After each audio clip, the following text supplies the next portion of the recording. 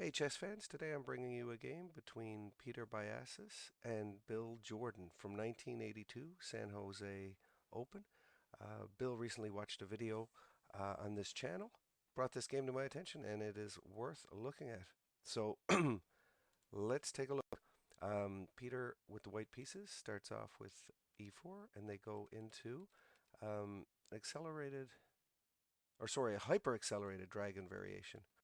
William very early gives up the bishop pair, and I found that I found that to be a little bit interesting. But I think with this blocked center, um, it's okay to give up the bishop pair if you know the center is going to be really blocked, and it doesn't seem like there's going to be much opportunity to open it up. There's no pawn here, and seeing what the power of the knights in a more of a closed position. So I thought that was the first great idea from Bill's game.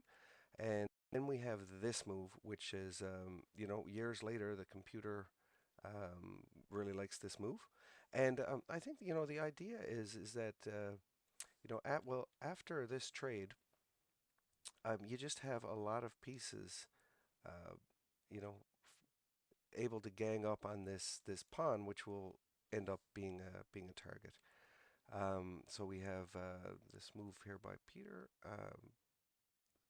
Bill gets his knight out, so now all his minor pieces are developed, and we have really interesting to castle here, and castling into a fork, and the amount of pressure that can be put after this is considerable. So after the fork, okay, Black wants to save the queen, of course, and before Black takes back that knight, there's this lovely move. And um, remember f6 was played. I mean, now you're seeing the strength of this bishop. This queen here is pinned. So, there's just so much pressure. And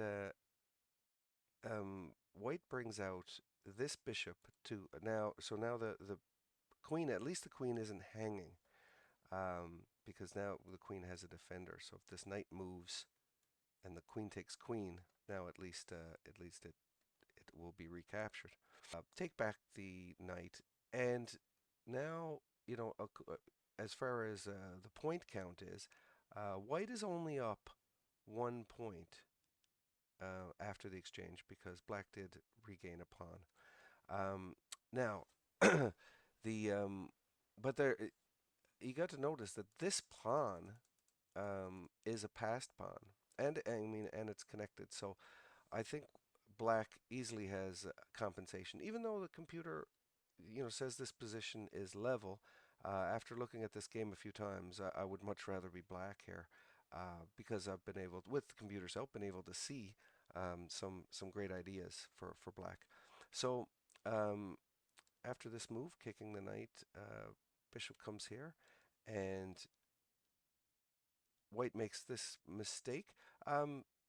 Be interested to see what some of the thoughts are on why this computer really didn't like this move. Um, but sorry, I went too fast there. Bill finds Queen E7, which computer says is the best move. And now White has to, make some trades. And I think in a position where you have a passed pawn, I mean, White would really want to keep more pieces on the board to have more of an opportunity to block this pawn. But we'll see what happens with this powerful passed pawn.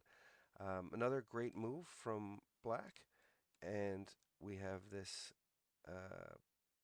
pawn attacking the queen, and again another kind of a forced trade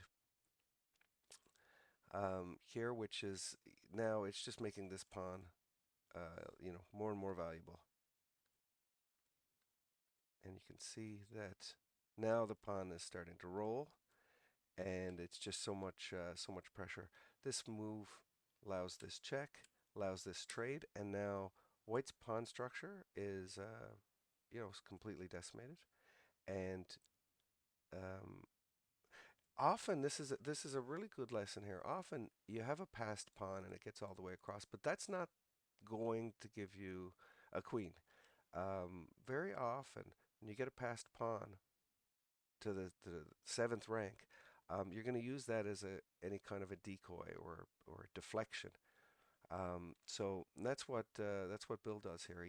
He gets the allows him to have the pawn, but now a third piece can come into this attack on the poor king, and it's pretty much over now. Peter plays this move, and now we have a checkmate in two, or sorry, checkmate in one now. Wherever wherever the king goes, it's just checkmate. So really, really neat game. Thanks to Bill for bringing that one to my attention, and thanks for watching, everyone. And I hope you have a good day.